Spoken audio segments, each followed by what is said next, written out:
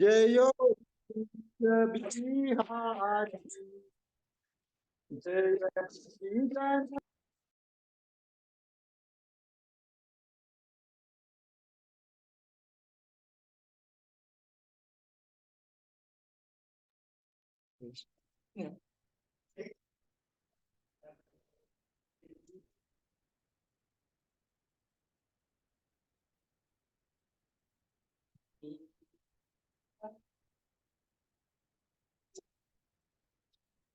जयो राधा जयो कुंज बिहारी जयो राधा जयो कुंज बिहारी जय गोपीजन प्रिया जयो गिरिवरधारी जयो गिरिवरधारी जय गोपीजन प्रिया जयो गिरिवरधारी जयो गिरिवरधारी जयो यशोदानंदन जयो ब्रजन संगना जयो यशोदानंदन जयो ब्रजन रंगना यमुनवनचारी जयो कुंज बिहारी जयो यमुनवनचारी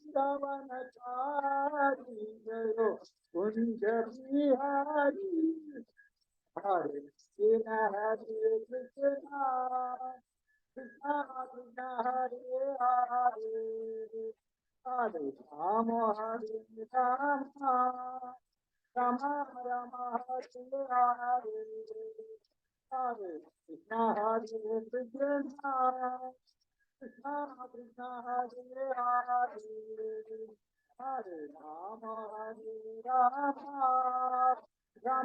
राम हरे हरे जय जगन्नाथ जय जगन्नाथ बालादेव जय सुभद्रा जय जगन्नाथ जय जगन्नाथ बालादेव जय सुभद्रा जय गौरानी जय गौरानी गौरानी जय गौरानी जय गौरानी जय गौरानी पुरानी जय पुरानी जय जय प्रभुपा जय जय प्रभुपा जय जय प्रभुपा प्रभुपा प्रभुपा जय प्रभुपा जय जय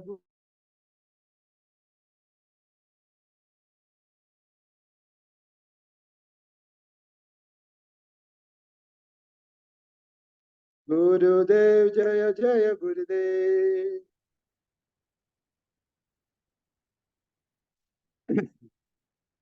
हरे कृष्णा क्या काम हो? കേൾക്കാം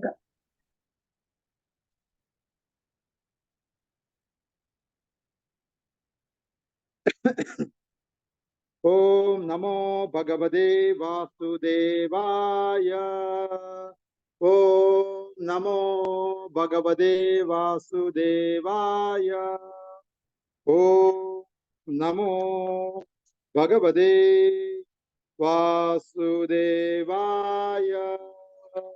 ओम नमो भगवते वासुदेवाय ओम नमो भगवते वासुदेवाय नारायणं नमस्कृत्यं नरं चैव नरोत्तमं देवीं सरस्वतीं व्यासं ततो जायामुदीरये नष्टप्रायेषु भद्रेषु नित्यं भागवत सेवया भगवते अत्युत्तमश्लोके भक्तिर्भवति नैष्ठकी मूगं करोति वाचालं भङ्गुं लङ्घयते गिरिं यत्कृपातमहं वन्दे श्रीगुरुदीनदारिणं परमानन्दमाधवं श्रीचैतन्यमीश्वरम्।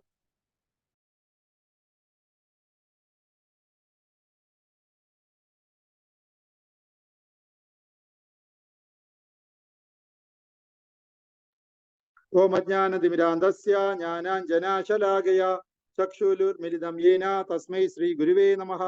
ശ്രീ ചൈതന്യ മനോഭീഷ്ടം സ്ഥാപിതം യേന ഭൂതലേ സ്വയം രൂപ കഥാ മഹ്യം ദദാതി സോപദാന്തികം. വന്ദേഹം ശ്രീഗുരു ശ്രീതപാദകമലം ശ്രീഗുരുൻ വൈഷ്ണവാം ച ശ്രീരൂപം സാഗ്രജാതം സഗഗണ രഘുനാനിതം ത്വം സജീവം സാദ്വൈതം സാവധൂതം പരിജന സഹിതം കൃഷ്ണ ചൈതന്യദേവം ശ്രീരാധാകൃഷ്ണപാദാൻ സഹഗണ ലളിത ശ്രീ വിശാഖാനിതാം ച. ഹേ കൃഷ്ണ കരുണാ സിന്ധു ദീനബന്ധോ ജഗത്പദേ ഗോപേശ ഗോപിയ കാന്ത രാധാ കാന്ത നമസ്തുതേ. തപ്ത കാഞ്ചന ഗൗരാംഗി രാധേ വൃന്ദാവനേശ്വരി വൃഷഭാനു സുതേ ദേവി പ്രണമാമി ഹരിപ്രിയേ. നമോ മഹാവദന്യായ കൃഷ്ണ പ്രേമപ്രദായതേ കൃഷ്ണായ കൃഷ്ണ ചൈതന്യ നാമിനെ ഗൗരിദിശേ നമഃ. നമോ ബ്രാഹ്മണ ദേവായ ഗോബ്രാഹ്മണ ഹിതായ ച ജഗദ്ഹിതായ കൃഷ്ണായ ഗോവിന്ദായ നമോ നമഃ. പഞ്ചകൽപതരൂപേച്ച കൃപാ സിന്ധുഭേവ ച പതിതാനാം പാവനേഭോ വൈഷ്ണവേഭോ നമോ നമഃ. നമാവോം വിഷ്ണുപാദായ കൃഷ്ണ പ്രേഷ്ഠായ ഭൂതലേ ശ്രീമതേ ഭക്തി വേദാന്ത സ്വാമിൻ ഇതി നാമിനെ. നമസ്തേ സരസ്വതി ദേവേ ഗൗരവാണി പ്രചാരണേ നിർവിശേഷ ശൂന്യവാദി പാശ്ചാത്യ ദേശധാരണേ. ജയ ശ്രീകൃഷ്ണ ചൈതന്യ പ്രഭോ നിത്യാനന്ദ ശ്രീ അദ്വൈത ഗദാധര ശ്രീവാസാദി ഗൗരഭക്തവൃന്ദ. ഹരേ കൃഷ്ണ കൃഷ്ണ കൃഷ്ണ ഹരേ ഹരേ ഹരേ രാമ രാമ രാമ ഹരേ ഹരേ. നമോ ഓം കൃഷ്ണ കൃഷ്ണായ ശ്രീമതി മഹാവിഷ്ണു പ്രസ്വാമിനാമനെ നമോ മൂർധന ജനാരവിന്ദ ശ്രീ ഭാഗവത് പ്രചാരണേ ലോകധാരണ ശ്രീ മഹാവിഷ്ണു പ്രസ്വാമിനാമ. ഹരേ കൃഷ്ണ. പ്രിയപ്പെട്ട ഭക്തജനങ്ങളെ, ഇന്ന് നമ്മൾ ശ്രീമദ് ഭാഗവതത്തിലെ 1-ാമത്തെ സ്കന്ധത്തിൽ അവതാരിക 36-ാമത്തെ പേജ് മുതലാണ് നമ്മൾ വായിക്കുന്നത്. 36-ാമത്തെ പേജ് 2-ാമത്തെ പാരഗ്രാഫ്, മലയാളം ഭാഗവതം. ഞാൻ ആദ്യത്തെ കുറച്ച് ഭാഗം വായിക്കാം, ഭക്തന്മാരെ ശ്രദ്ധിച്ച് കേൾക്കുക. ശ്രീ ചൈതന്യ മഹാപ്രഭുവിന്റെ ഉദ്ബോധനങ്ങളെ ശ്രവിച്ച ശേഷം ഭട്ടാചാര്യർ അദ്ഭുത പരതന്ത്രനാകുകയും ആ യുക്തമായ ഭയഭക്തിയോടെ നിശബ്ദത പാലിക്കുകയും ചെയ്തു. അത്ഭുതപ്പെടേണ്ട വിധം യാതൊന്നുമില്ലെന്ന് മഹാപ്രഭു പറഞ്ഞു. അദ്ദേഹം ഭട്ടാചാര്യരെ ഈ വിധം പ്രോത്സാഹിപ്പിച്ചു. പരമദിവ്യ പുരുഷനെ ഭക്തിയുത സേവനം സമർപ്പിക്കുകയാണ് മനുഷ്യ ജീവിതത്തിന്റെ നിയമാക ലക്ഷ്യമെന്ന് ഞാൻ അരുളി ചെയ്യുന്നു. ഭാഗവതത്തിലെ ശ്ലോകം ഉദ്ധരിച്ചുകൊണ്ട് ആത്മാവിലും ആത്മസാക്ഷാത്കാരത്തിലും മുഴുകിയ മുക്താത്മക്കൾ പോലും ഭഗവാൻ ഹരിയുടെ ഭക്തിയുത സേവനത്തിൽ വ്യാപൃതരായിരിക്കുന്നുവെന്ന് മഹാപ്രഭു അദ്ദേഹത്തിന് ദൃഢനിശ്ചയം വരുത്തിച്ചു. മുക്താത്മാക്കളെ പോലും ആകർഷിക്കുന്ന വിധം അതീന്ദ്രിയ ഗുണങ്ങളാണ് പരമദിവ്യത്വം പുരുഷന് ഉള്ളത്. അനന്തരം ഭട്ടാചാര്യർ ഭാഗവതത്തിലെ 1:7-10 ആത്മരമ ശ്ലോക വ്യാഖ്യാനം ശ്രവിക്കുവാൻ താല്പര്യം പ്രകടിപ്പിച്ചു. ഭട്ടാചാര്യരുടെ ശ്ലോക വ്യാഖ്യാനം ശ്രവിച്ച ശേഷം തന്റെ വ്യാഖ്യാനം വിശദീകരിച്ചു നൽകാമെന്ന് മഹാപ്രഭു അരുളി ചെയ്യുകയാൽ ഭട്ടാചാര്യർ പാണ്ഡിത്യദോതകമായി ന്യായശാസ്ത്ര അനുസരണം ശ്ലോക വിവരണം നൽകി. അക്കാലത്തെ ന്യായശാസ്ത്ര പണ്ഡിതനെന്ന് പ്രശസ്തനാകയാൽ ഭട്ടാചാര്യർ മുഖ്യമായും ന്യായശാസ്ത്രത്തെ ആധാരമാക്കി 9 വ്യത്യസ്ത രീതികളിൽ ശ്ലോകത്തെ വ്യാഖ്യാനിച്ചു. ഭട്ടാചാര്യരുടെ വ്യാഖ്യാനം ശ്രവിച്ച് പണ്ഡിത ദ്യോതകമായ അദ്ദേഹത്തിന്റെ അവതരണത്തിന് നന്ദി പ്രകടിപ്പിച്ച ശേഷം ഭട്ടാചാര്യരുടെ അപേക്ഷ പ്രകാരം ചൈതന്യ മഹാപ്രഭു ശ്ലോകത്തെ വ്യത്യസ്തങ്ങളായ 64 തരത്തിൽ ഭട്ടാചാര്യരുടെ നവവ്യാഖ്യാനങ്ങളെ ഒട്ടും സ്പർശിക്കാതെ തന്നെ വിശദാംശങ്ങളും ഉദാഹരണങ്ങളും സഹിതം വ്യാഖ്യാനിച്ചു വിശദമാക്കി. മഹാപ്രഭുവിൽ നിന്നും ആത്മരാമ ശ്ലോക വിവരണം ശ്രവിച്ച ഭട്ടാചാര്യർക്ക് ആ വണ്ണമുള്ള പാണ്ഡിത്യദോതകമായ വ്യാഖ്യാനം ഐഹിക സൃഷ്ടിയാൽ അസാധ്യമാണെന്ന് ബോധ്യമായി. ഈ സംഭവത്തിന് മുമ്പ് തന്നെ ശ്രീ ഗോപിനാഥ ആചാര്യർ ശ്രീ ചൈതന്യ മഹാപ്രഭുവിന്റെ ദിവ്യത്വം ഭട്ടാചാര്യരെ ബോധപ്പെടുത്താൻ ശ്രമിച്ചിരുന്നു. എങ്കിലും അപ്പോൾ അത് അംഗീകരിക്കുവാൻ ഭട്ടാചാര്യർ തയ്യാറായിരുന്നില്ല. എന്നാൽ മഹാപ്രഭുവിന്റെ വേദാന്ത സൂത്ര വിശദീകരണവും ആത്മരാമ ശ്ലോക വ്യാഖ്യാനവും ശ്രമിച്ച ഭട്ടാചാര്യർ സ്തബ്ധനായി തീരുകയും ശ്രീ ചൈതന്യ മഹാപ്രഭുവിനെ സ്വയം ശ്രീകൃഷ്ണ ഭഗവാനായി അംഗീകരിക്കുന്നതിൽ വീഴ്ച വരുത്തിയതിനാൽ മഹാപ്രഭുവിന്റെ പാദാംബുജങ്ങളിൽ മഹാ അപരാധം പ്രവർത്തിച്ചതായി ചിന്തിക്കുകയും ചെയ്തു. അദ്ദേഹം മഹാപ്രഭുവിനെ ആത്മസമർപ്പണം ചെയ്യുകയും അദ്ദേഹത്തോടുള്ള തന്റെ പൂർവ്വ വ്യവഹാരത്തിൽ പശ്ചാത്താപിക്കുകയും ദയാനിധിയായ മഹാപ്രഭു ഭട്ടാചാര്യരോട് ക്ഷമിച്ച് അദ്ദേഹത്തെ സ്വീകരിക്കുകയും ചെയ്തു. ശ്രീ ചൈതന്യ മഹാപ്രഭു തന്റെ അഹേതുകമായ കൃപയാൽ ഭട്ടാചാര്യരുടെ മുമ്പിൽ ആദ്യം ചതുർഭുജ നാരായണനായും അനന്തരം ഓടക്കുഴലേന്തിയ ദ്യോഭുജനായ ശ്രീകൃഷ്ണ ഭഗവാനായും ആവിർഭവിച്ചു. ഭട്ടാചാര്യർ ഉടൻ തന്നെ മഹാപ്രഭുവിന്റെ പാദാംബുജങ്ങളിൽ സാഷ്ടാംഗം നമസ്കരിക്കുകയും അദ്ദേഹത്തിന്റെ കൃപയാൽ ഭഗവാനെ പ്രകീർത്തിക്കുന്ന നിരവധി ശ്ലോകങ്ങൾ രചിക്കുകയും ചെയ്തു. മഹാപ്രഭുവിന്റെ മഹാത്മ്യം വർണ്ണിക്കുന്ന 100ഓളം ശ്ലോകങ്ങൾ അദ്ദേഹം രചിച്ചു. അനന്തരം മഹാപ്രഭു അദ്ദേഹത്തെ ആശ്ലേഷിക്കുകയും അതീന്ദ്രിയ പരമാനന്ദത്തിൽ ലയിച്ച ഭട്ടാചാര്യർക്ക് ജീവിതത്തിന്റെ ഭൗതികമായ അവസ്ഥാബോധം നഷ്ടപ്പെടുകയും ആനന്ദാശ്രുകൾ പ്രകമ്പനം, അതിവേഗത്തിലുള്ള ഹൃദയസ്പന്ദനം, അനിയന്ത്രിതമായ വിയർപ്പ്, വൈകാരിക തരംഗങ്ങൾ, ഗാനം, നൃത്തം, വിലാപം തുടങ്ങി യോഗമൂർച്ചയിൽ ഉണ്ടാകുന്ന അഷ്ടവിധ ലക്ഷണങ്ങളൊക്കെയും ഭട്ടാചാര്യരുടെ ശരീരത്തിൽ സ്പഷ്ടമായി.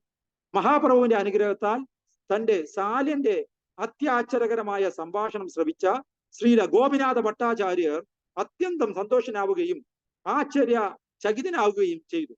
മഹാപ്രഭുവിന്റെ മഹാത്മ്യങ്ങളെ പ്രകീർത്തിക്കുന്ന ഭട്ടാചാര്യരുടെ രചനയായ വിസ്തൃത ശ്ലോകങ്ങളിൽ താഴെ പ്രതിപാദിക്കുന്ന 2 ശ്ലോകങ്ങൾ അത്യന്തം പ്രാധാന്യമർഹിക്കുന്നു എന്ന് മാത്രമല്ല, ഈ 2 ശ്ലോകങ്ങളും മഹാപ്രഭുവിന്റെ ദൗത്യത്തെ കുറിച്ചുള്ള സാരസംഗ്രഹം വിശദീകരിക്കുക കൂടി ചെയ്യുന്നു. അതിൽ ഒന്ന്, ശ്രീ ചൈതന്യ മഹാപ്രഭുവായി അവതരിച്ചിരിക്കുന്ന പരമദിവ്യത്വ പുരുഷനെ ഞാൻ ആത്മാർപ്പണം ചെയ്യട്ടെ.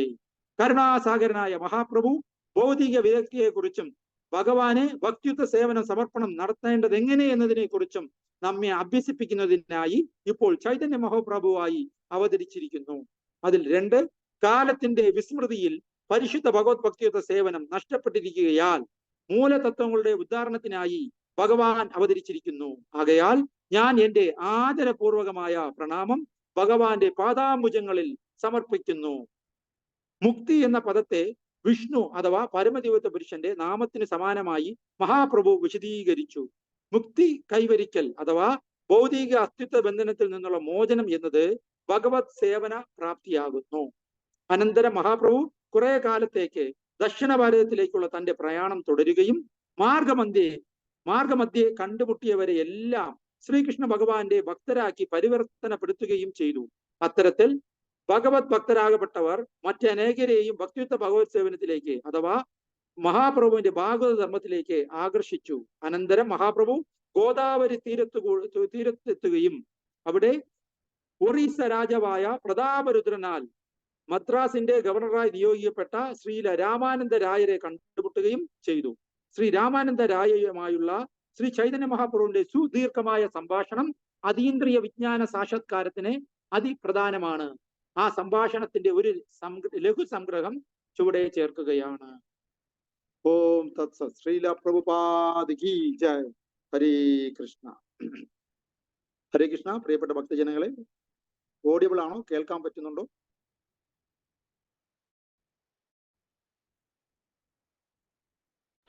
കേൾക്കാം.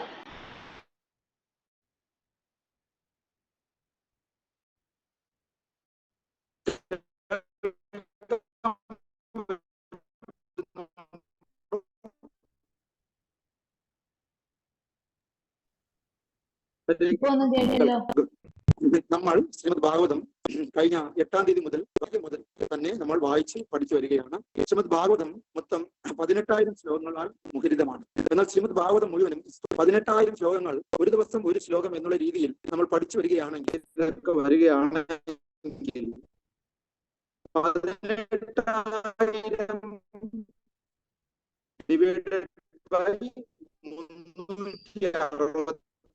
ഹരേ കൃഷ്ണ, ക്ലിയർ അല്ല. 365 ഓരോ വർഷത്തിലും ഉള്ള ഡേറ്റ് ദിവസവും കൊണ്ട് 18,000 ശ്ലോകത്തിനെ ഡിവൈഡ് ചെയ്ത് നോക്കുമ്പോൾ ക്ലിയർ അല്ലേ? ഹലോ ഹരേ കൃഷ്ണ, കേൾക്കാമോ? ഇപ്പൊ കേൾക്കാമോ? ഇപ്പോൾ കേൾക്കാമോ? ഹരേ കൃഷ്ണ പ്രഭു.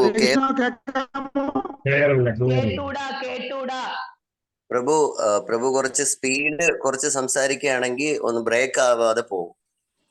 പ്രഭു, അത് സ്പീഡ് അല്ല, നെറ്റിന്റെ ഇഷ്യൂ കാരണം സ്പീഡായിട്ട് നമുക്ക് കേൾക്കുന്നതാ.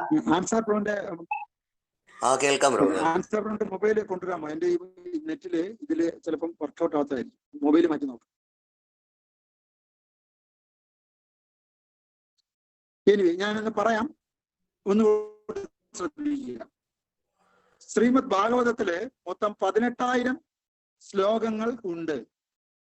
ഒരു വർഷത്തിൽ 365 ദിവസങ്ങൾ ഉണ്ട്.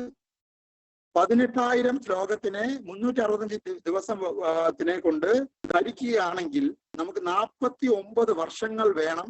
ശ്രീമദ് ഭാഗവതത്തിൽ ഒരു ശ്ലോകം വെച്ച് ഒരു ക്ലാസ്സിൽ നമ്മൾ ഡിസ്കസ് ചെയ്ത് പോവുകയാണെങ്കിൽ മൊത്തം ശ്രീമദ് ഭാഗവതവും തീർക്കാൻ. ഇത് കേട്ടായിരുന്നോ എല്ലാവരും? കേൾക്കാൻ പറ്റിയോ?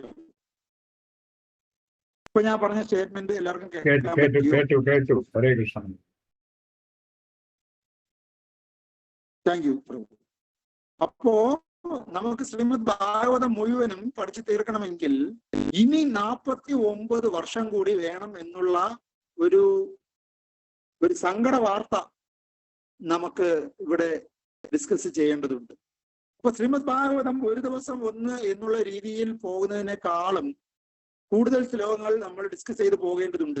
എങ്കിൽ ഒരു ദിവസം 2 ശ്ലോകം വെച്ച് നമ്മൾ പഠിക്കുകയാണെങ്കിൽ, ഡിസ്കസ് ചെയ്ത് പോവുകയാണെങ്കിൽ, എങ്കിൽ തന്നെയും 25 വർഷങ്ങൾ കൊണ്ട് മാത്രമേ ശ്രീമദ് ഭാഗവതം മുഴുവനും നമുക്ക് ചർച്ച ചെയ്ത് കംപ്ലീറ്റ് ചെയ്യാൻ കഴിയുള്ളൂ.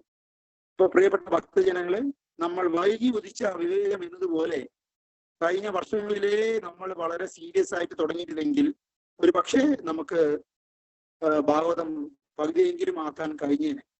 ശരി, നമ്മള് ഇന്നലെ ഹിസ് ഗ്രേസ് പതിതവാൻ പ്രഭു പറഞ്ഞതുപോലെ ഭക്തിത്വ ഭഗവത്സേനം തുടങ്ങാൻ സമയം നമ്മൾ നോക്കരുത്. ഉടനെ നമ്മൾ തുടങ്ങിയേക്കണം. നഷ്ടത്തിനെ കുറിച്ച് ഓർത്ത് ദുഃഖിക്കാനും പാടില്ല, തുടങ്ങണം. അപ്പോൾ ഒരിക്കലും ഇല്ലാതിരിക്കുന്നതിനേക്കാളും നല്ലതാണ് അല്പം ലേറ്റായിട്ടാണെങ്കിലും നമ്മൾ തുടങ്ങുന്നത്. അങ്ങനെ നമ്മൾ ഭഗവാന്റെ കൃപയാൽ നേരിട്ട് വരാൻ പറ്റാത്തവർക്ക് ഓൺലൈനിലൂടെ ആണെങ്കിൽ കൂടിയും ശ്രീ രാധാ നീലമാ സത്സംഗത്തിൽ നടക്കുന്ന ശ്രീമദ് ഭാഗവതം വീട്ടിലിരുന്ന് തന്നെ കേൾക്കാനുള്ള ഭാഗ്യം ഭഗവാൻ നമുക്ക് സൂം എന്നുള്ള ആധുനിക ടെക്നോളജി വഴി നൽകിയിരിക്കും. അപ്പൊ എല്ലാവരും പാർട്ടിസിപ്പേറ്റ് ചെയ്ത് നമ്മൾ ഈ ഭാഗവത സത്സംഗം ഒരുമിച്ചുള്ള ഈ ഒരു കൂട്ടായ്മ ഭാഗവതത്തിന് വേണ്ടി വളരെ സീരിയസ് ആയിട്ട് എടുക്കേണ്ടതാണ്. ചൗപ്പാത്തി ടെമ്പിളിൽ ശ്രീമദ് ഭാഗവതം 2021 ഒരു വട്ടം കംപ്ലീറ്റ് ചെയ്തു. എന്നാൽ അത് തുടങ്ങിയതിന്റെ ഭൂതകാലം പരിശോധിച്ച് നോക്കിയപ്പോൾ ആ ക്ലാസ്സുകളൊന്നും നെറ്റിൽ അവൈലബിൾ അല്ല. യൂട്യൂബ് ഒന്നും അന്നത്തെ കാലത്ത് ഇല്ലായിരുന്നു. നീണ്ട 25 വർഷങ്ങൾക്ക് മുമ്പ് തുടങ്ങിയ ശ്രീമദ് ഭാഗവത ക്ലാസ് ആണ് ചൗപ്പാത്തി ടെമ്പിളിൽ 2021 കൊറോണ സമയത്ത് അവസാനിച്ചത്. അപ്പോ 25 വർഷങ്ങൾക്ക് ശേഷം ശ്രീമദ് ഭാഗവതം അവിടെ അവസാനിക്കുന്ന ലാസ്റ്റത്തെ ശ്ലോകം എടുത്ത ആ ഭക്തൻ ആ ക്ലാസ്സിൽ പറയുകയുണ്ടായി, തുടക്കത്തിൽ ഞാൻ ഈ ശ്രീമദ് ഭാഗവത ക്ലാസ്സിൽ ഉണ്ടായിരുന്നില്ല, പിന്നെയാണ് ഞാൻ ഇസ്കോണിൽ ജോയിൻ ചെയ്തത്. എന്നാൽ അന്ന് ഞാൻ റെഗുലർ ആയിട്ട് ഭാഗവതം ക്ലാസ് പാർട്ടിസിപ്പേറ്റ് ചെയ്തപ്പോൾ അന്നുണ്ടായിരുന്ന പലരും ഇന്ന് ജീവിച്ചിരിപ്പില്ല. ഏറ്റവും അവസാനത്തെ ഭാഗവതം ക്ലാസ് എടുക്കാനുള്ള ശ്ലോകം എടുക്കേണ്ട ഭാഗ്യം എനിക്കാണ് കിട്ടി എന്ന് നോക്കുമ്പോൾ അന്ന് ഞാനൊരു ഓഡിയൻസ് ആയിട്ട് നിന്ന് ക്ലാസ് കേട്ട പല ആൾക്കാരും, ക്ലാസ് എടുത്ത ആൾക്കാരും ഇന്ന് ജീവിച്ചിരിപ്പില്ല എന്നുള്ള രീതിയിൽ അദ്ദേഹം ആ ക്ലാസ്സിൽ പറയുകയുണ്ടായി. അതിനുശേഷം അവർ ഉടനെ തന്നെ പിറ്റേ ദിവസം തന്നെ ശ്രീമദ് ഭാഗവതം ഒന്നാമത്തെ അധ്യായം 1-ാം ശ്ലോകം മുതൽ സ്റ്റാർട്ട് ചെയ്തു. കാരണം അതിൽ ആ ക്ലാസ്സിൽ എടുത്ത ആ പ്രഭു പറഞ്ഞിരുന്നത്, ഇന്ന് നമ്മൾ വീണ്ടും തുടങ്ങുന്ന ഈ ശ്രീമദ് ഭാഗവതം ക്ലാസ് അവസാനിക്കുമ്പോൾ നമ്മുടെ കൂട്ടത്തിൽ എത്ര പേര് കാണും നമുക്കറിയില്ല. എന്നാൽ ശ്രീമദ് ഭാഗവതത്തിന്റെ മഹിമ പറയുകയാണെങ്കിൽ ശ്രീമദ് ഭാഗവതം എന്ന് പറയുന്നത് ശ്രീല വ്യാസദേവരുടെ അദ്ദേഹത്തിന്റെ മെച്യൂരിറ്റിയിൽ അദ്ദേഹം എഴുതപ്പെട്ടതാണ് ശ്രീമദ് ഭാഗവതം.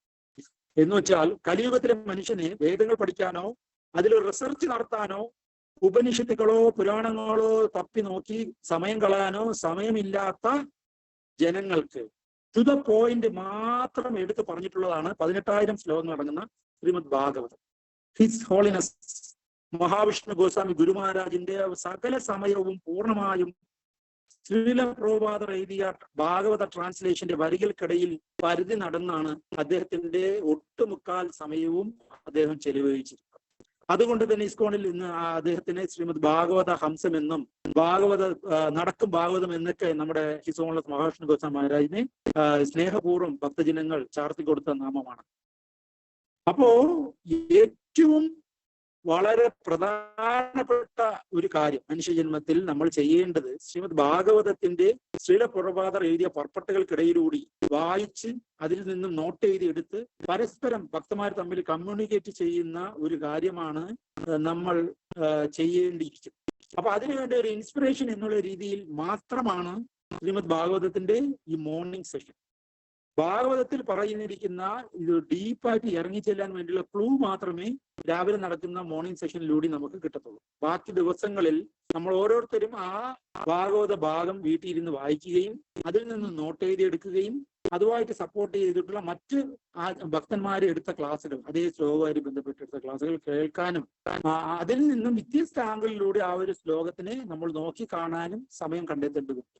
ഒരു റിസർച്ച് വർക്കാണ് നമ്മൾ ഭാഗവതത്തിൽ ചെയ്യേണ്ടത്. കാരണം നമ്മുടെ പൂർവ്വ ജന്മങ്ങളിൽ ആർജിച്ച കർമ്മത്തിന്റെയും ജ്ഞാനത്തിന്റെ ഫലമായിട്ടാണ് നമുക്ക് വാസുദേവനെ ഭഗവാൻ ശ്രീകൃഷ്ണൻ ശരണം പ്രാപിക്കാൻ പറ്റുന്നത്. അപ്പൊ നമുക്ക് നമ്മുടെ ഗുരുമഹാരാജ് വളരെ സീരിയസ് ആയിട്ട് ഭാഗവതം പഠിക്കാൻ വേണ്ടി നമ്മളെ പ്രഥമ ദർശനത്തിൽ തന്നെ നമ്മൾ ഓരോരുത്തരോടും പറഞ്ഞിട്ടുണ്ട്. ആരാണോ വളരെ നല്ല രീതിയിൽ ശ്രീമദ് ഭാഗവതം ഇറങ്ങിച്ചെന്ന് പഠിക്കുന്നത് അദ്ദേഹം നാളെ ഒരു നല്ലൊരു സൂപ്പർ ഭാഗവത പ്രചാരകനായി മാറുമെന്നുള്ളതിന് യാതൊരു സംശയമില്ല. പക്ഷേ റീച്ചിങ് ചെയ്യാൻ വേണ്ടി മാത്രമല്ല ഭാഗവതം പഠിക്കേണ്ടത്. ഭാഗവതം നമ്മുടെ സെൽഫ് പ്യൂരിഫിക്കേഷന് വേണ്ടി ഒരു റിസർച്ച് ചെയ്ത് പഠിക്കേണ്ട ഒരു വലിയൊരു സബ്ജക്റ്റാണ്. ഞാൻ വ്യത്യസ്ത സർട്ടിഫിക്കറ്റ് കോഴ്സുകളിൽ പഠിക്കാൻ ശ്രമിച്ചപ്പോൾ ഒരു ഭക്തനാണ് എന്നെ അഡ്വൈസ് ചെയ്തത്, സർട്ടിഫിക്കറ്റ് കയ്യിൽ കിട്ടിയില്ലെങ്കിലും ശ്രീമദ് ഭാഗവതം വളരെ സീരിയസ് ആയിട്ട് ഒന്ന് പഠിച്ചോടെ എന്ന് ഭക്തന്മാരെ ആവശ്യപ്പെട്ടതിന്റെ ഭാഗമായി ഒന്ന് പഠിക്കാനുള്ള ശ്രമത്തിന്റെ ഭാഗമാണ് നമ്മൾ കുറച്ചെങ്കിലും ഭാഗവതം മറച്ചു നോക്കാൻ കാര്യം. നമ്മുടെ ഇന്നത്തെ ചർച്ചാ വിഷയത്തിൽ ശ്രീ ചൈതന്യ മഹാപ്രഭു അവതാരികയിൽ പറഞ്ഞിരിക്കുന്ന ഭാഗത്തിൽ ചൈതന്യ മഹാപ്രഭുവും സർവഭൗമ ഭട്ടാചാര്യരും തമ്മിലുള്ള ആത്മരാമ ശ്ലോകത്തിന്റെ വർണ്ണനകളുടെ ഭാഗമായിട്ടുള്ള ചർച്ചയാണ് ഇപ്പോ നമ്മൾ അവതാരികയിൽ വായിച്ചുകൊണ്ടിരിക്കുന്നത്. സർവഭൗമ ഭട്ടാചാര്യർ ഒരു ന്യായശാസ്ത്രത്തിൽ അതിനിപുണനായ ശ്രീ ചൈതന്യ മഹാപ്രഭുവിന്റെ സമകാലീനായിരുന്നു. അതുകൊണ്ട് തന്നെ അദ്ദേഹം കുറച്ച് സ്കോളറാണ് എന്നുള്ള ഒരു ചെറിയൊരു അഹങ്കാരം അദ്ദേഹത്തിനുണ്ടായി. ആത്മരാമൻ എന്നുള്ള ഒരു അന്നത്തെ കാലത്ത് മഹാപണ്ഡിതന്മാർ തമ്മിൽ ഭാഗവത ധർമ്മത്തിനെ കുറിച്ചും ഇതുപോലെ തന്നെ ശാസ്ത്രത്തിലെ വ്യത്യസ്ത ടോപ്പിക്കിനെ കുറിച്ചുമുള്ള ചർച്ച സ്വാഭാവികമായ ഒരു പ്രതിഭാസമായി. എന്നാൽ അന്ന് ഇന്നത്തെ കാലത്തിനേക്കാൾ വ്യത്യസ്തമായ ആൾക്കാർ എന്തെന്നാൽ ആരാണോ ഒരാളെ പണ്ഡിതന്മാരിൽ പരാജയപ്പെടുത്തുന്നത് അവർ മറ്റേ ആളിന്റെ ശിഷ്യത്വം സ്വീകരിക്കാനുള്ള എളിയ മനസ്സും കൂടെ അവർക്ക് സ്വന്തമുണ്ട്. ഇന്നത്തെ ആൾക്കാര് അങ്ങനെയല്ല. ഞാൻ പിടിച്ച മുയലിന് 4 കൊമ്പെന്ന് പറയുന്ന ആളാണ്. എന്നാൽ അവിടെ തെറ്റ് സംഭവിച്ചാൽ അത് സമ്മതിക്കാനും ശരി പറഞ്ഞ ആളിനെ ഗുരുവായി സ്വീകരിക്കുക അന്നത്തെ കാലത്ത് ആൾക്കാർ തയ്യാറായി.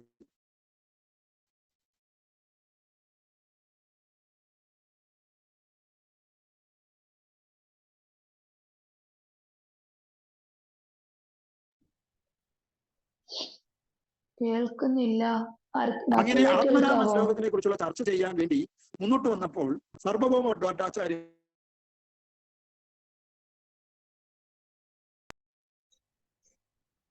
ഹരികൃഷ്ണ പ്രഭുജി കേൾക്കുന്നില്ല, ഇടയ്ക്ക് കട്ടാവുന്നുണ്ടല്ലോ.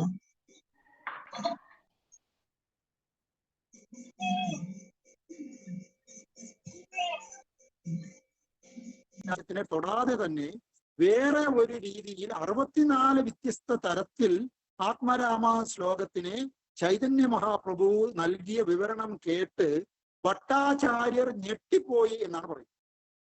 അദ്ദേഹത്തിന് മനസ്സിലായി ഭൗതികമായ ഒരു ബുദ്ധിയുള്ള ഒരു വ്യക്തിക്ക് ഒരിക്കലും 64 വിധത്തിൽ ഈ പറഞ്ഞ ആത്മരാമ ശ്ലോകത്തിനെ വർണ്ണിക്കാൻ കഴിയില്ല.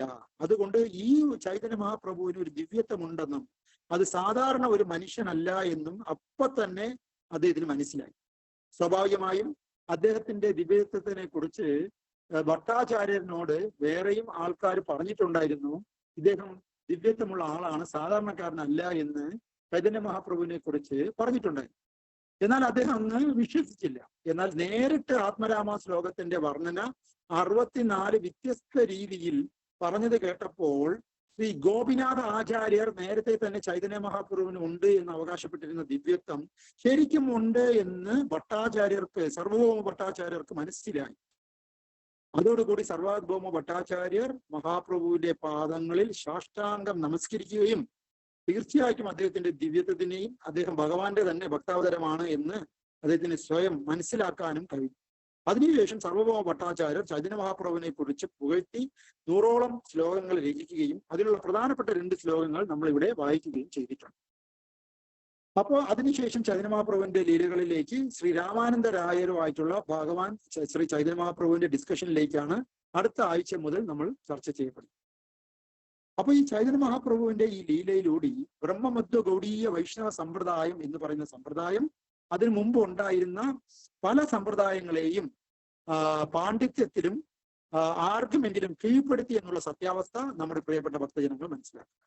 അദ്വൈതത്തിനെയും ദ്വൈതത്തിനെയും അതേപോലെ തന്നെ അന്ന് ഉണ്ടായിരുന്ന വിശിഷ്ട അദ്വൈതത്തിനെ അടക്കം ചൈതന്യ മഹാപ്രഭുവിന്റെ അചിന്ത്യഭേദ അഭേദ തത്വം എന്നുള്ള തത്വശാസ്ത്രം കൊണ്ട് ഹന്നിക്കുക എന്നുള്ള ഒരു പരിപാടി ഈ കലിയുഗത്തിൽ ഏറ്റവും അവസാനമായി സംഭവിച്ചിട്ടുള്ള ഒരു കാര്യം. അതുകൊണ്ട് തന്നെ ചൈതന്യ മഹാപ്രഭുവിന്റെ അചിന്ത്യഭേദ അഭേദ തത്വം എന്നുള്ള ഈ ഒരു തത്വശാസ്ത്രമാണ് ഫിലോസഫികളിൽ ഏറ്റവും ശ്രേഷ്ഠമെന്ന് എല്ലാ പണ്ഡിതന്മാരും അവസാനമായി അംഗീകരിച്ച കാര്യം. അതാണ് നമ്മളാകുന്ന ഇസ്കോൺ അതായത് ബ്രഹ്മമധ്വ ഗൗഡീയ വൈഷ്ണവ ഗുരു പരമ്പര ഫോളോ ചെയ്തത് അചിന്ത്യഭേദ അഭേദ തത്വമാണ്. ആ അചിന്ത്യഭേദ അഭേദ തത്വത്തിന്റെ നേരിട്ടുള്ള ഒരു വ്യത്യസ്തമായ തത്വശാസ്ത്രത്തിന്റെ വ്യാഖ്യാനത്തിലൂടെ അന്നത്തെ ഏറ്റവും വലിയ പണ്ഡിതൻ എന്നറിയപ്പെട്ടിരുന്ന സർവഭൗമ ഭട്ടാചാര്യനെ നേരിട്ട് തന്നെ ചൈതന്യ മഹാപ്രഭു 69 ഓപ്പോസിറ്റായി 64 വിവിധ രീതിയിലുള്ള സിദ്ധാന്തങ്ങളിലൂടെ ആത്മരാമ ശ്ലോകത്തിനെ മാത്രം സിദ്ധാന്തീകരിച്ച് ചൈതന്യ മഹാപ്രഭു പരാജയപ്പെടുത്തിയതോടുകൂടി മറ്റേത് തത്വശാസ്ത്രത്തിന്റെ ഫ്രണ്ടിലും ഹരേ കൃഷ്ണ ഭക്തന്മാർക്ക് നെഞ്ചും വിരിച്ച് നമ്മുടെ തത്വശാസ്ത്രം അവതരിപ്പിക്കാവുന്നതാണ്. അപ്പൊ അങ്ങനെയുള്ള മഹനീയമായ ഒരു സമ്പ്രദായത്തിന്റെ പിന്തുടർച്ചക്കാരാണ് ഫോർച്ചുനേറ്റ്ലി ഇന്നത്തെ നമ്മുടെ ഇസ്കോൺ ഭക്തന്മാർ. അത് ദയവായി എല്ലാ ഭക്തന്മാരും ഈ അവസരത്തിൽ മനസ്സിലാക്കുക.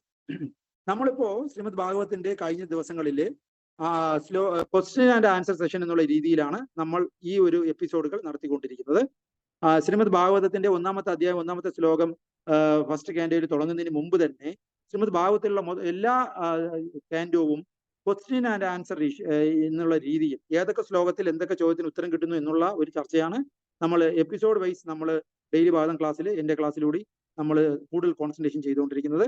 കഴിഞ്ഞ ക്ലാസ്സുകളിൽ ശ്രീമദ് ഭാഗവത്തിന്റെ 1-ാമത്തെ കാൻഡോവും 2-ാമത്തെ കാൻഡോയിലെയും ചോദ്യവും ഉത്തരങ്ങളും ഏതൊക്കെയാണെന്ന് നമ്മൾ മനസ്സിലാക്കാൻ ശ്രമിച്ചു. ഇനി അടുത്ത ടേൺ വരുന്നത് 3-ാമത്തെ കാൻഡോയിലാണ്. ശ്രീല പ്രഭുപാദറിന്റെ മലയാളത്തിലുള്ള പുസ്തകത്തിൽ 3rd കാൻഡോ 2 പാർട്ടായിട്ടാണ് കൊടുത്തിരിക്കുന്നത്. അതിൽ 1-ാമത്തെ പാർട്ടിൽ നമുക്ക് 101-ാമത്തെ ശ്ലോകം മുതൽ നമുക്ക് ചർച്ച ചെയ്യാം. 101-ാമത്തെ ചോദ്യമായി ശ്രീമദ് ഭാഗവത്തിൽ നമുക്ക് ചോദിക്കാൻ കഴിയുന്നത് why a son should become a devotee of God. നമ്മുടെ മക്കൾ എന്തുകൊണ്ട് ഭഗവാന്റെ ഒരു ഭക്തനായി മാറണം എന്നതിനെ കുറിച്ച് ശ്രീമദ് ഭാഗവതം 3:1-13 പറയും. 102-ാമത്തെ ചോദ്യം why devotees never fear in any situation. ഒരു ഭക്തൻ ഏതൊരു സാഹചര്യത്തിലും ഭയപ്പെടത്തില്ല എന്നുള്ള കാര്യത്തിനെ കുറിച്ച് ശ്രീമദ് ഭാഗവതം 3:1-42 പറയും. How devotee worship Lord. എന്തുകൊണ്ടാണ് ഭക്തന്മാർ ഭഗവാനെ ആരാധിക്കുന്നത് എന്നതിനെ കുറിച്ച് 3:2-15 പറഞ്ഞിരിക്കുന്നു.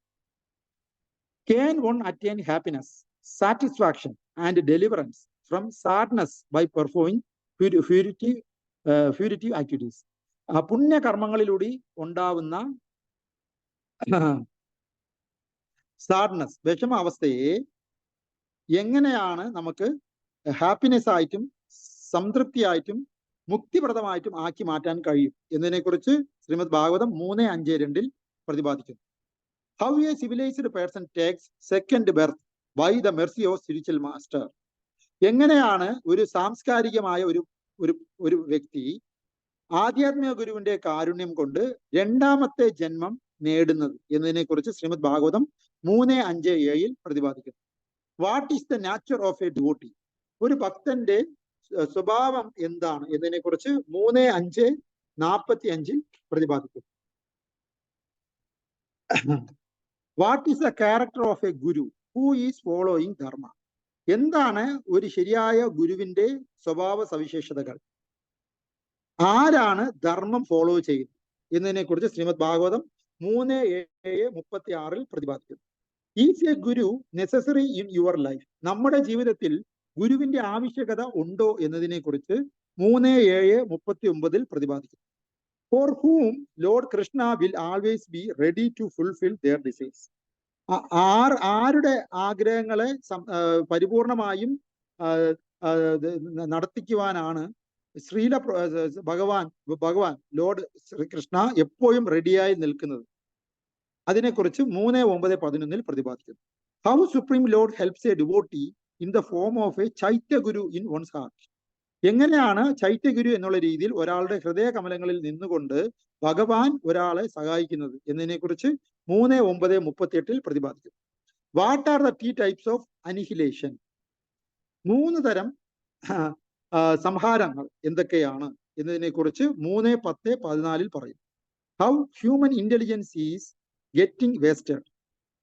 മനുഷ്യ ബുദ്ധി തെറ്റായ രീതിയിൽ വേസ്റ്റ് ചെയ്തു പോകുന്നത് എങ്ങനെയെന്ന് 3:10-26 പ്രതിപാദിക്കുന്നു.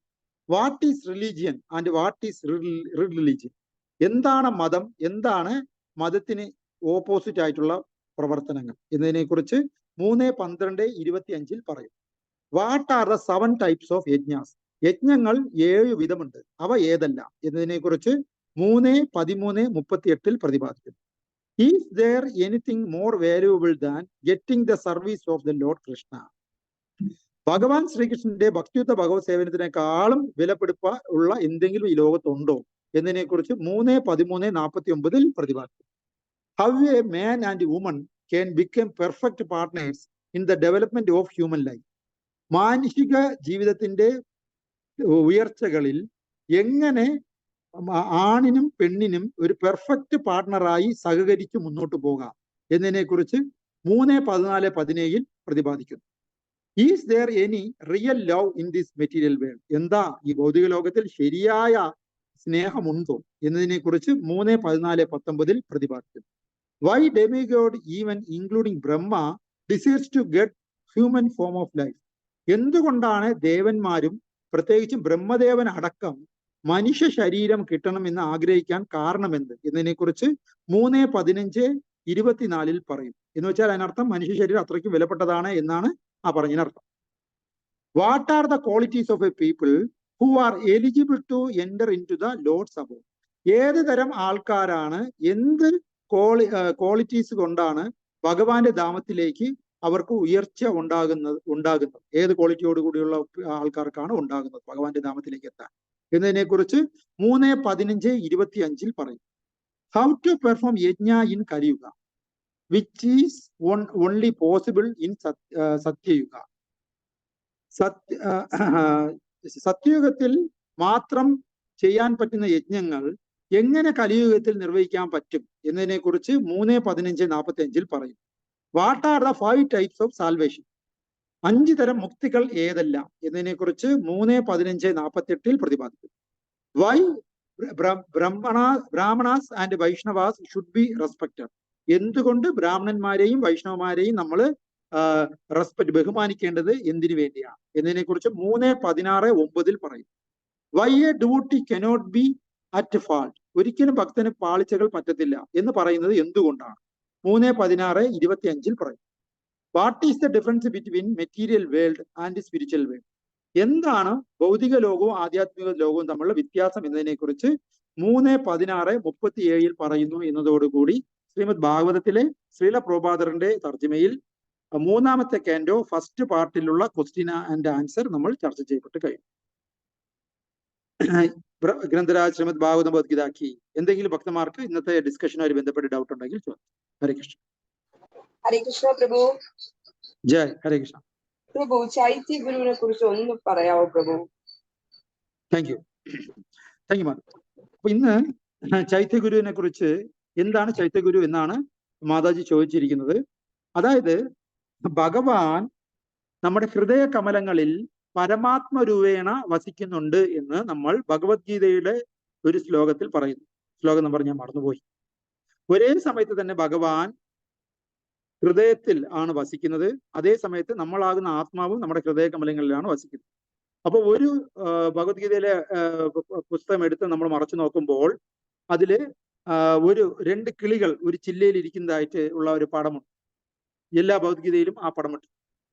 അപ്പൊ ഇപ്പൊ കയ്യിൽ ഭഗവത്ഗീത ഇല്ല, ഉണ്ടെങ്കിൽ ആ ശ്ലോക നമ്പർ നോക്കി പറയാൻ പറ്റും.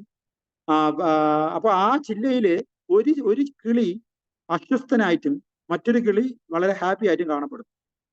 അതിന് കാരണം അതിൽ പറഞ്ഞിരിക്കുന്നത് എപ്പോഴാണോ നമ്മൾ നമ്മുടെ ഹൃദയത്തിൽ തന്നെ ഇരിക്കുന്ന നമ്മുടെ സഹായിയായ പരമാത്മാവിനെ നമ്മൾ കാണുന്നത്, അപ്പൊ അദ്ദേഹത്തിന്റെ ചങ്ങാത്തം കൊണ്ട് നമ്മുടെ എല്ലാ ദുഃഖവും മാറും കാരണം അദ്ദേഹം നല്ല രീതിയിൽ നമ്മളെ നയിക്കും എന്നാണ് പറയുന്നത്. അപ്പൊ ഒരേ ചില്ലയിലാണ് ഇരിക്കുന്നതെങ്കിൽ കൂടിയും ആദ്യത്തെ കിളി എന്നുള്ളത് ജീവാത്മാവും സന്തോഷവാനായിരിക്കുന്ന കിളി എന്ന് പറയുമ്പോൾ പരമാത്മാവും.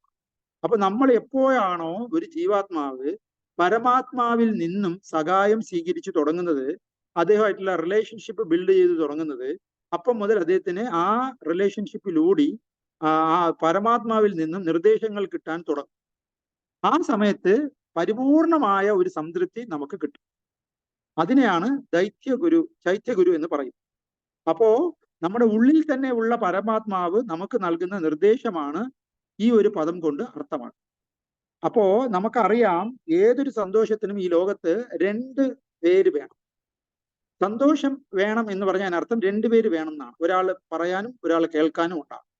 അതേപോലെ 2 ആൾക്കാർ ഒരുമിച്ച് കൂടുമ്പോഴാണ് അതിനകത്തൊരു രസം ഉണ്ടാകും. അപ്പൊ അങ്ങനെ എവിടെ എന്ത് തന്നെ ഒരു ആക്ടിവിറ്റീസ് നടന്നാലും അതിനകത്തൊരു രസം വരണമെങ്കിൽ, ബോറടിക്കാതിരിക്കണമെങ്കിൽ ഒരാളും കൂടെ അവിടെ വേണം. അപ്പോൾ നമ്മൾ മനസ്സിലാക്കേണ്ടത്, ഈ ഹിമാലയ സാനുക്കളിൽ പോയി ഒറ്റയ്ക്ക് വസിക്കാൻ ശ്രമിക്കുന്ന ഋഷിവര്യന്മാർക്ക് ഈ രസം എവിടെ നിന്നാണ് കിട്ടുന്നത്? അതാണ് അവർ ആത്മരാമന്മാർ എന്നാണ് അറിയപ്പെടുന്നത്. അവരും രമിക്കുന്നുണ്ട്, രമിക്കുമ്പോൾ സന്തോഷം കിട്ടും, അവരും രമിക്കുന്നുണ്ട്. പക്ഷേ അവർ ജീവാത്മാവ് മറ്റൊരു ജീവാത്മാവിനോട് രമിക്കാൻ ശ്രമിക്കുമ്പോഴാണ് അവർക്ക് ദുഃഖങ്ങൾ വരുന്നതെങ്കിൽ, എന്നാൽ ജീവാത്മാവ് എപ്പോഴാണോ പരമാത്മാവുമായിട്ട് രമിക്കാൻ ശ്രമിക്കുന്നത്, അപ്പൊ അവർക്ക് സന്തോഷമുണ്ടാകും. ഈ ഭൗതിക ലോകത്തിലെ എല്ലാ ആൾക്കാരും ജീവാത്മാവ് മറ്റൊരു ജീവാത്മാവുമായിട്ട് രമിക്കാൻ, സന്തോഷിക്കാൻ, റിലേഷൻഷിപ്പ് ബിൽഡ് ചെയ്യാനൊക്കെ ശ്രമിക്കുമ്പോഴാണ് അവിടെ പരസ്പര അസൂയ, വെറുപ്പ്, മാത്സര്യം, മതം ഇവയൊക്കെ ഉണ്ടാകും. എന്നാൽ അത് നമ്മൾ തലകീഴായിട്ട് നമ്മുടെ ആ ഒരു രസം കണ്ടെത്താനുള്ള ശ്രമം മാറ്റിവിടുമ്പോഴാണ്. എന്നാൽ യഥാർത്ഥത്തിൽ ആധ്യാത്മിക ലോകത്ത് ജീവാത്മാവിനോടല്ല ഈ രസം കണ്ടെത്താൻ ശ്രമിക്കേണ്ടത്. ജീവാത്മാവ് എപ്പോഴും പരമാത്മാവിനോടാണ് രമിച്ച് രസം കണ്ടെത്താൻ ശ്രമിക്കേണ്ടത്. അതിന്റെ ഭൗതിക ലോകത്തിൽ തലകീഴായി വരുമ്പോഴാണ് നമ്മൾ മറ്റുള്ള ജീവാത്മാവിൽ നിന്നും രസം കണ്ടെത്താൻ ശ്രമിക്കുന്നത്. എന്നാൽ എപ്പോഴാണോ ഒരു വ്യക്തി പരമാത്മാവിൽ നിന്നും ആ രസം നേടി തുടങ്ങുന്നത്, ആ അവസ്ഥയുടെ പേരാണ് ആത്മരാമൻ സ്റ്റേജ്. ഈ ആത്മരാമൻ സ്റ്റേജിൽ എത്തിയത് കൊണ്ടാണ് ഹിമാലയ സാനുക്കളിലൊക്കെ പോയിട്ട് കൂടി ഋഷിവര്യന്മാർക്ക് ലോണിനെസ്, ഏകാന്തത അവർ അനുഭവിക്കുന്നില്ല. കാരണം അവരെപ്പോഴും പരമാത്മാവിൽ നിന്നും അവർക്ക് മെസ്സേജ് കിട്ടി, അവർ തമ്മിലുള്ള ആശയവിനിമയങ്ങൾ നടന്നുകൊണ്ടിരിക്കുകയാണ്. അതിൽ വളരെ നല്ല രീതിയിൽ സന്തോഷിച്ച് രമിച്ചുകൊണ്ടിരിക്കുകയാണ്. അതാണ് ആത്മരാമൻ സ്റ്റേജ്. അതായത് ഭൗതികമായ ഒന്നിൽ നിന്നും ഒന്നും വേണ്ടാതെ തന്നെ സ്വയം സംതൃപ്തനായി അകത്തുള്ള പരമാത്മാവിൽ നിന്നും ആനന്ദം നുകരുന്ന ഒരു അവസ്ഥയാണ് ആത്മരാമൻ സ്റ്റേജ് എന്ന് പറയും. ഈ ആത്മരാമൻ സ്റ്റേജ് എത്തുമ്പോൾ നമുക്ക് ഉള്ളിലുള്ള പരമാത്മാവ് നമ്മൾക്ക് നിർദ്ദേശങ്ങൾ നൽകാൻ തുടങ്ങും. ആ നിർദ്ദേശങ്ങളെ ആണ് ഇവിടെ ചൈത്യഗുരു എന്ന് പറയുന്നത്. ഈ ചൈത്യഗുരുയുടെ സ്ഥാനം നമ്മുടെ ഹൃദയത്തിലാണെന്ന് ശ്രീമദ് ഭാഗവതം 3:9-38 പറയപ്പെട്ടിരിക്കുന്നു. അപ്പൊ നമുക്കും ഈ സ്റ്റേജിൽ എത്താൻ കഴിയും. പക്ഷെ നമുക്ക് തുടക്കത്തിൽ ആ സ്റ്റേജിൽ സ്വയമേ ഉയരാൻ പറ്റില്ല.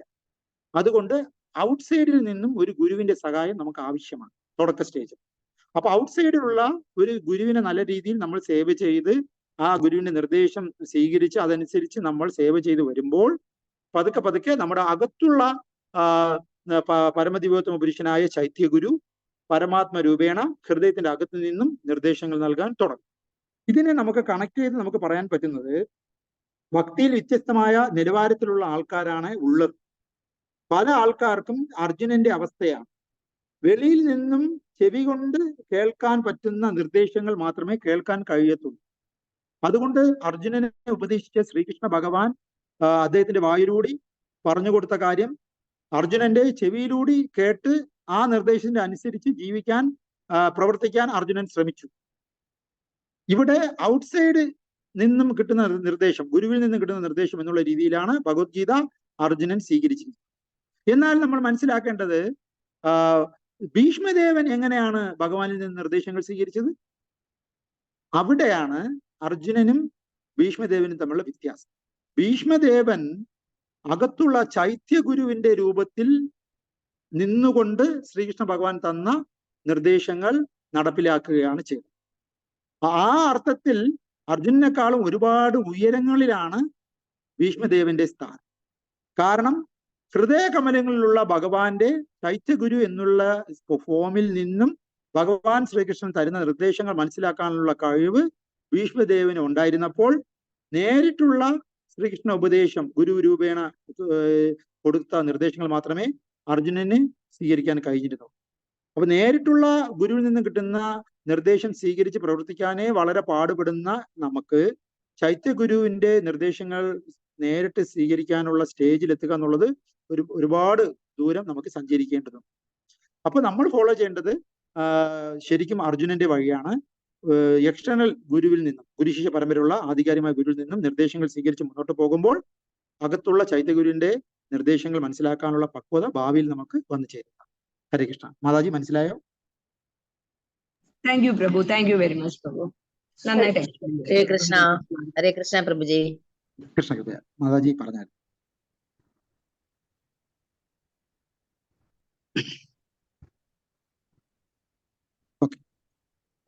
ഭഗവാൻ അനുഗ്രഹിക്കട്ടെ. അപ്പൊ ഇന്നത്തെ ഭാഗവത ചർച്ച ഭഗവാന്റെ കൃപയാൽ ഇവിടെ അവസാനിക്കുന്നു. നമ്മൾ ഒരുമിച്ചുള്ള ചർച്ച മാത്രമേ അവസാനിക്കുന്നുള്ളൂ. ഓരോരുത്തർക്കും പേഴ്സണലായിട്ട് ഭാഗവതത്തിൽ ഇറങ്ങി നടന്ന് ഉള്ള ചർച്ച ഇവിടെ ഓരോ ദിവസവും സ്റ്റാർട്ട് ചെയ്യുന്നു. ഗ്രന്ഥരാജ് ശ്രീമദ് ഭാഗവതം ഭഗവത്ഗീത കി ജയ്. ശ്രീല പ്രഭുപാദ് കി ജയ്. ശ്രീല ഗുരുദേവ് കി ജയ്.